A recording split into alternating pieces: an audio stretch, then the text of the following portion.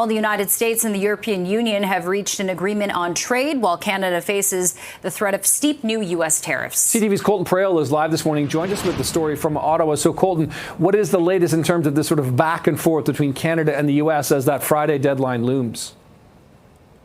Yeah, well, it certainly seems as though the baseline is being set by other countries. We've seen a 15% deal struck with the EU, a 15% deal struck with Japan. And for the United States, and you're looking back at where Trump originally wanted this global tariff rate on April 2nd at 10%, suddenly things are looking pretty good because the UK is the only country in the world who has signed a deal with the US at 10%. Every other deal has been higher, and it's also included some form of agreement of investment in the United States. The big question mark that exists for Canada, because at this point we still haven't found that deal, is whether the CUSMA exemption in free trade that exists today is possible to attain under these deals. And there really aren't any indications as to where this is going. The most recent comments we've heard from the president about a deal with Canada came Friday, where he said that Canada might just be one of those countries that has to pay tariffs, and then went on to say that there wasn't a focus right now on Canada when it came to the U.S. dispute and trade deals with countries around the world. There are also a couple of other really important caveats in the deals that Trump has made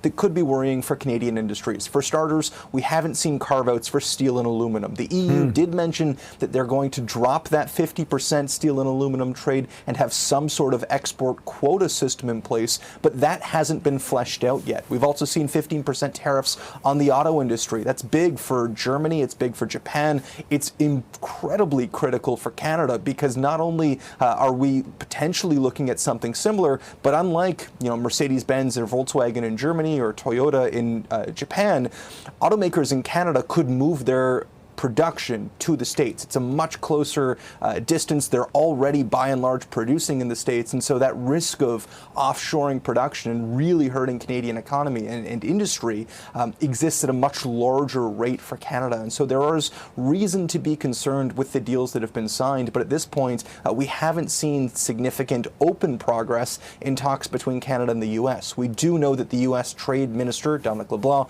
is heading back to Washington this week. He was there last Thursday.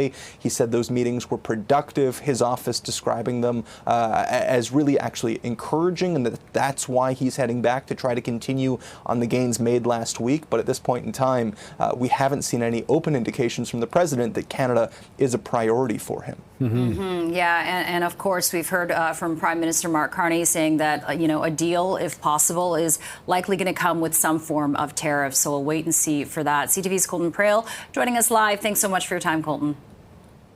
Anytime.